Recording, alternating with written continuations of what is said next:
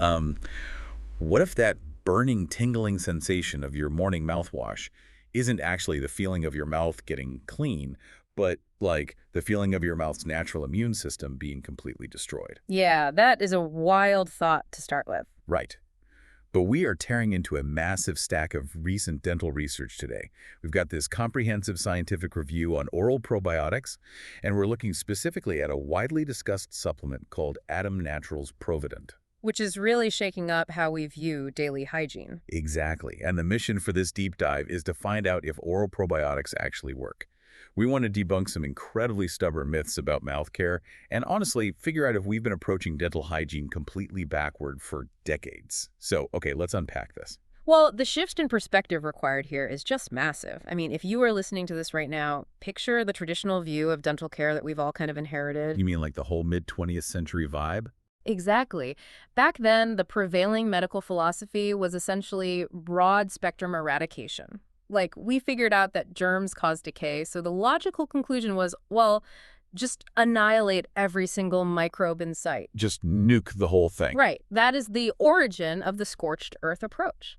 We formulated toothpastes with really harsh detergents and mouthwashes with these crazy high concentrations of alcohol. Which burns like crazy. It does. But to understand why an oral probiotic even exists today, we have to look at the mouth differently. It's not just an inert cavern made of teeth and bone. It's a highly complex, living oral microbiome. Which means, we are dealing with hundreds of different species of bacteria residing in there at any given moment. And honestly, reading through the source material, my initial reaction was pure revulsion. Oh, totally understandable. Because we are practically programmed from childhood to view any bacteria in the mouth as the ultimate enemy, right?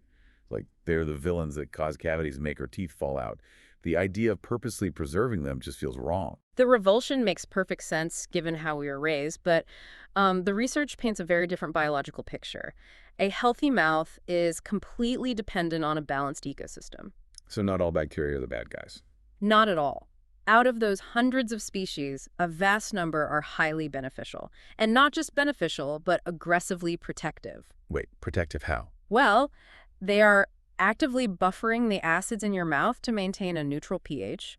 They're even producing natural compounds like hydrogen peroxide to suppress the growth of fungal infections. Oh, wow. So they're actually fighting for us. Exactly. They support the immune responses within your gum tissues, and they compete directly for resources to limit the microbes that cause foul odors.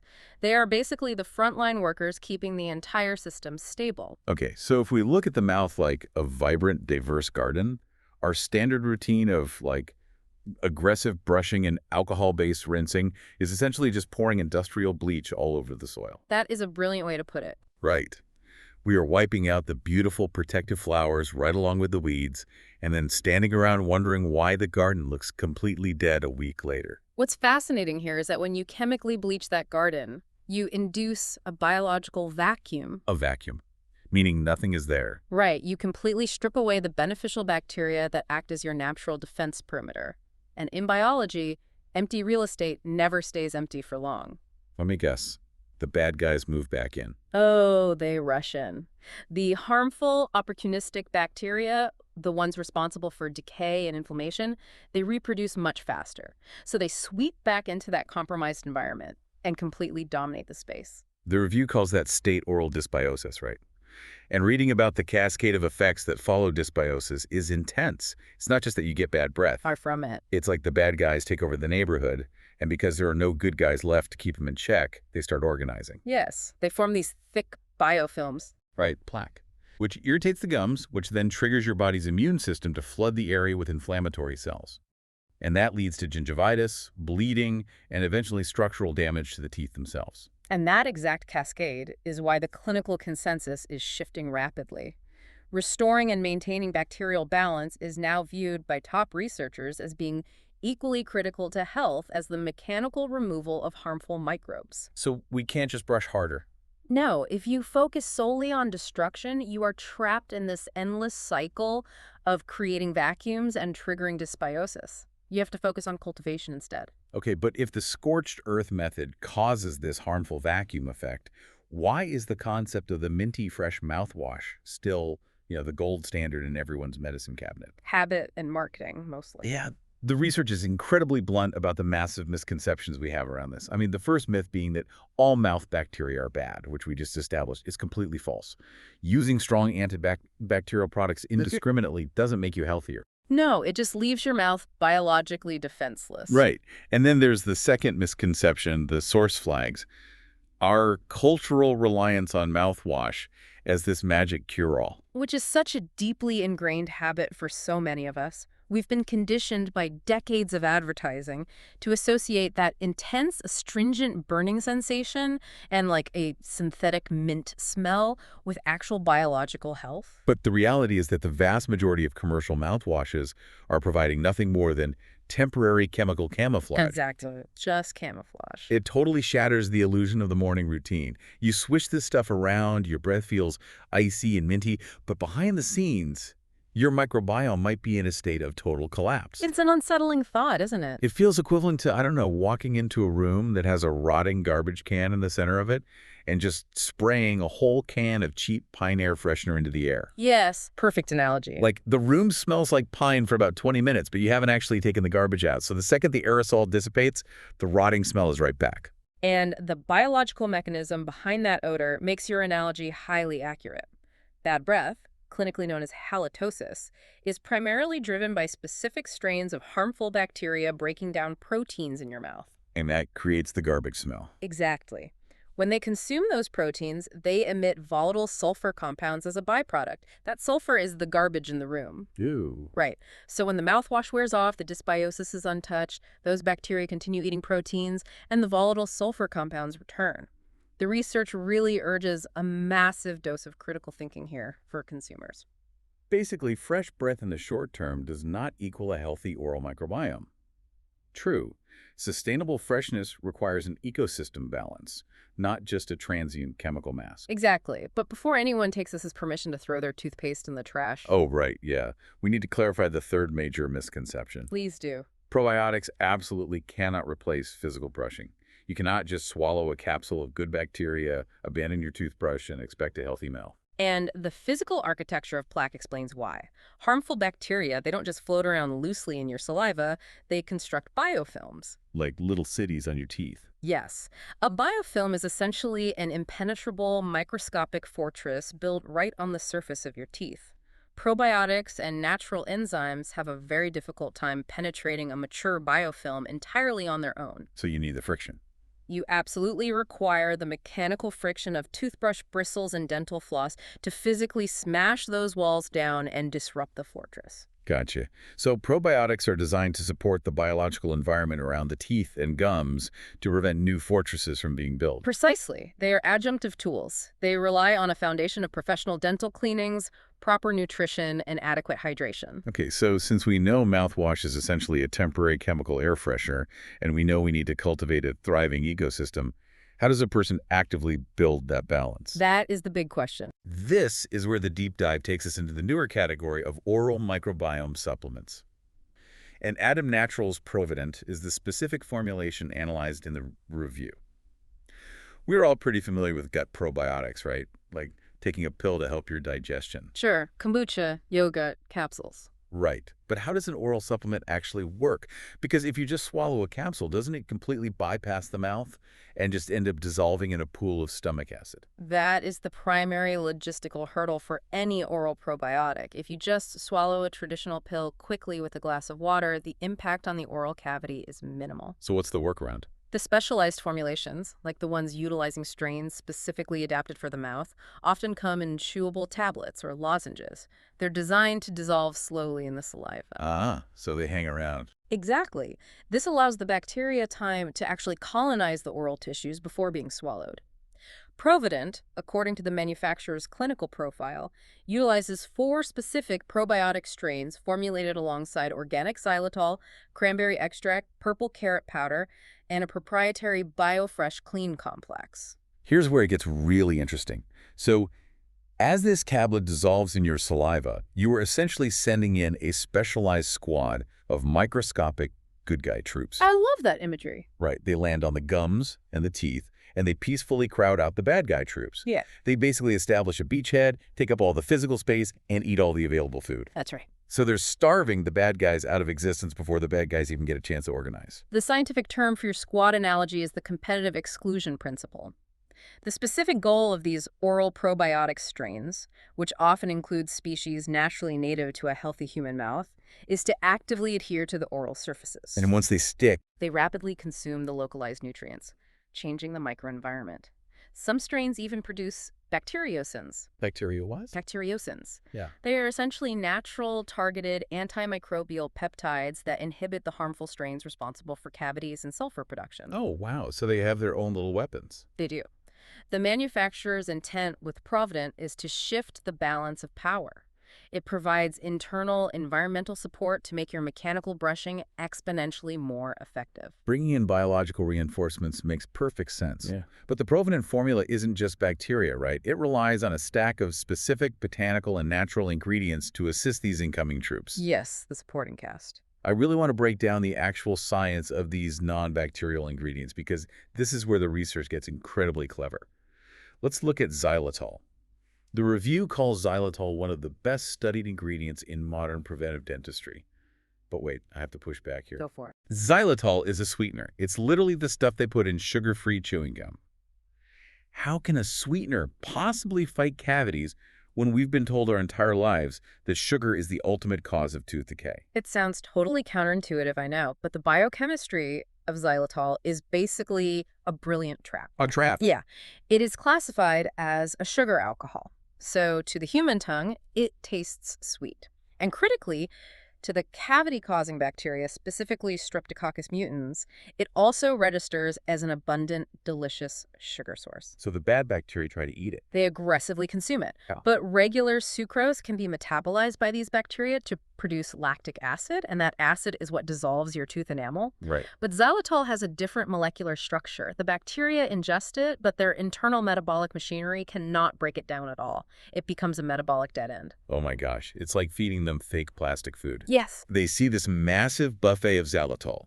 They gorge themselves on it, they get entirely full, but they receive absolutely zero caloric energy. Because they are stuffed with indigestible plastic food, they literally starve to death while eating. The process halts their growth completely. They expend massive amounts of cellular energy trying to process the xylitol, get zero ATP energy in return, and just die off. That is wild. It is. And furthermore, because the population is weakened, they lose their ability to adhere to the pellicle, which is the protein layer on your teeth.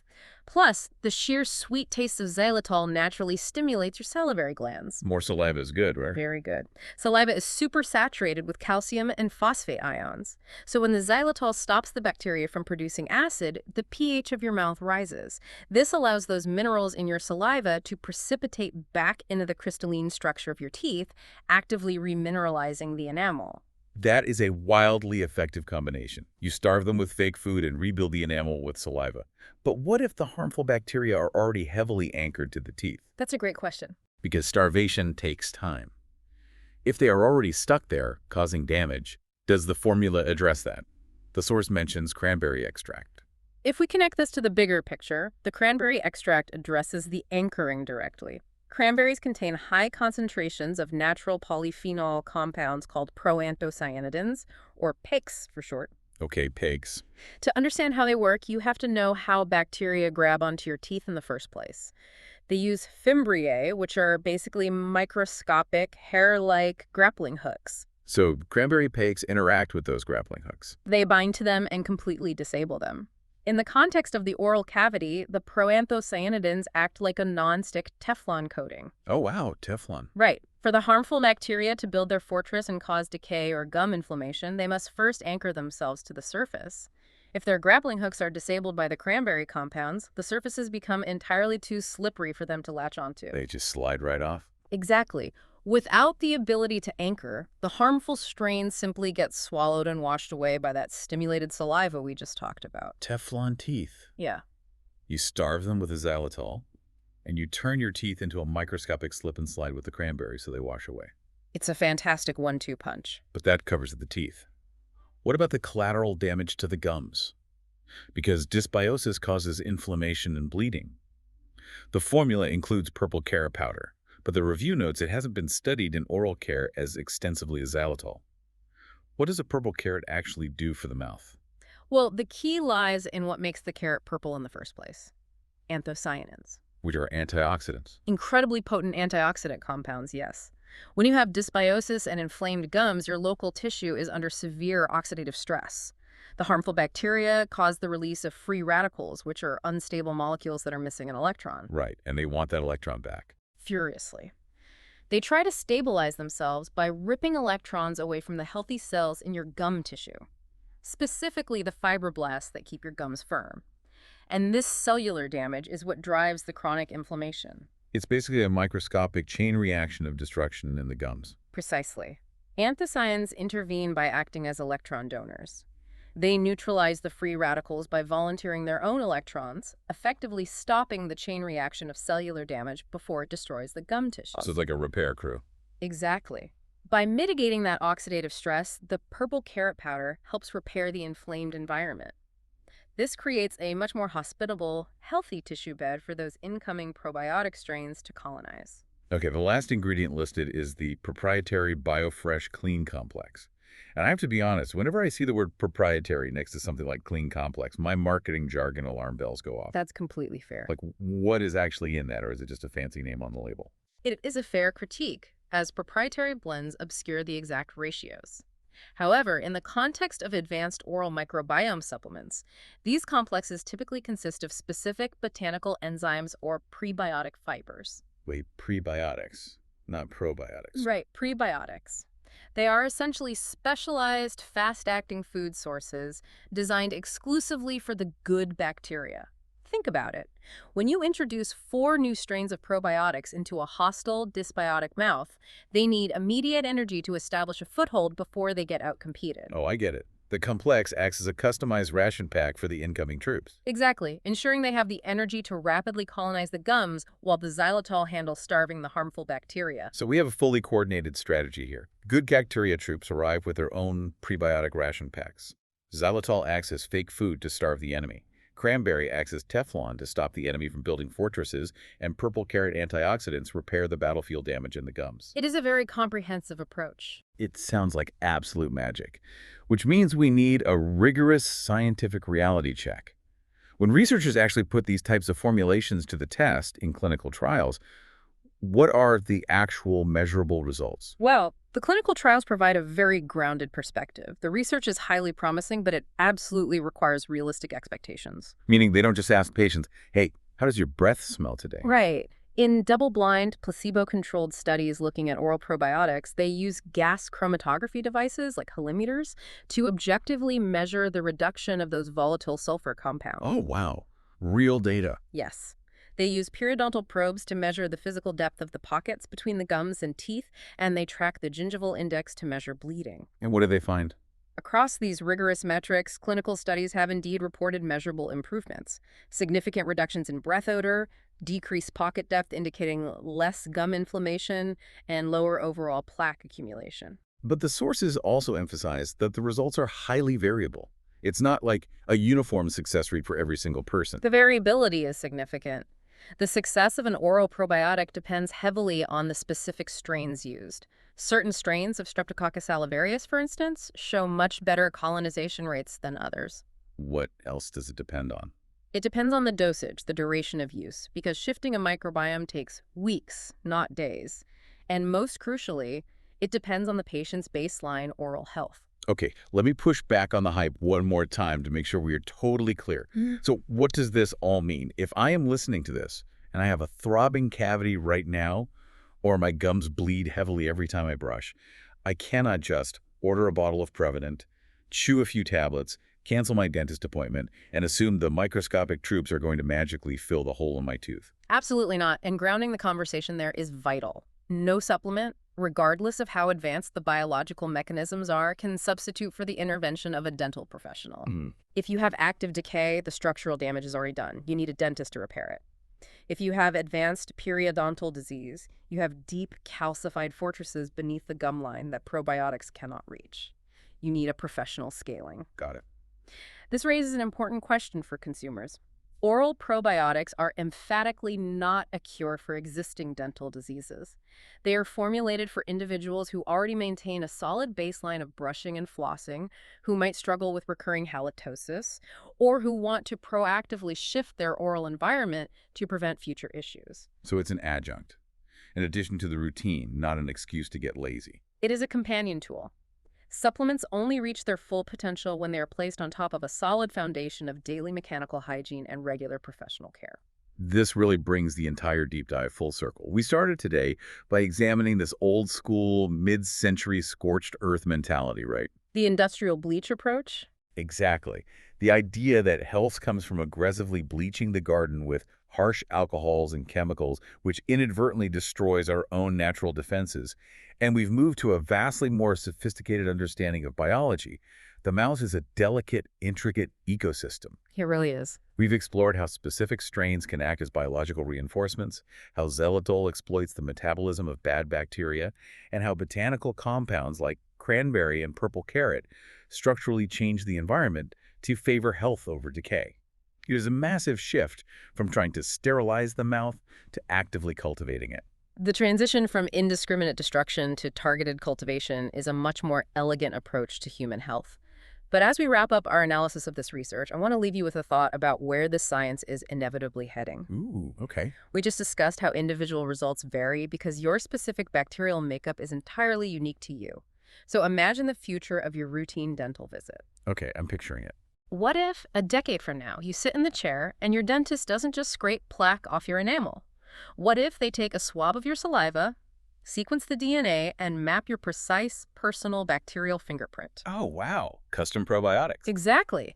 Instead of buying a broad-spectrum oral probiotic off the shelf, you are prescribed a custom-tailored ecosystem cultivated in a lab exclusively for the microclimate of your specific mouth. The ultimate future of dental health might not rely on sharper metal tools or stronger chemicals, but on the cultivation of smarter, deeply personalized microscopic allies.